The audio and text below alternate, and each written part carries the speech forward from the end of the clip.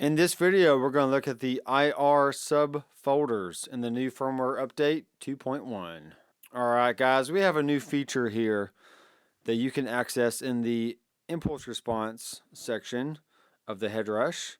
And you can see that we have a preset, but now we also have a folder, and then we have the actual IR file. So if we go to folders here, here's all the different IRs that we have in the Headrush, and here's a 60S412V, and there's all the different variations within there, and we also have the fawn and all its variations. So ultimately, you can pretty much have all your own hammer impulse responses in a folder, and then you can just scroll between those, and then you can go to another folder, whatever that is, and you can scroll between that.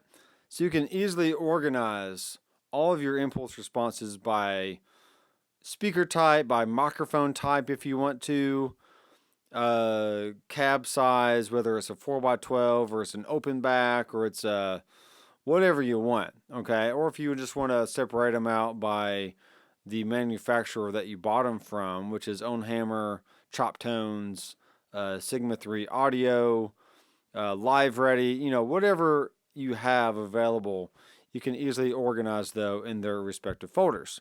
Now I do still have my presets here, so let's just see what happens if I do that. So you can see in my user folder I have my personal impulse responses. So we have IR root, which is this one, and we still have all these other impulse responses over here. Okay, these are all my own hammer ones I haven't organized yet. And you can literally scroll for days and days and days. But if you have them in separate folders, you can easily get to all the Sennheiser, impulse responses pretty easy.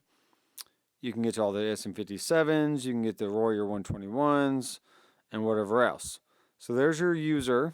Then you have your stock IRs that come from the Headrush itself. Okay?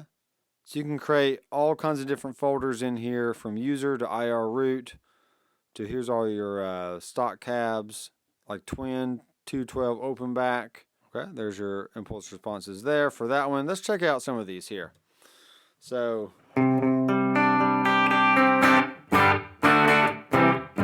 let's turn off the reverb. Alright, so here's the SM57 on the bright setting. Okay. And we got dark. Okay, it sounds like it's probably off axis or something. And then we got the room. And then we got balanced. And that sounds pretty good. So then you can go back and easily pick, let's do the fawn. And let's go back to our 57 balanced. Okay, and then we got our bright.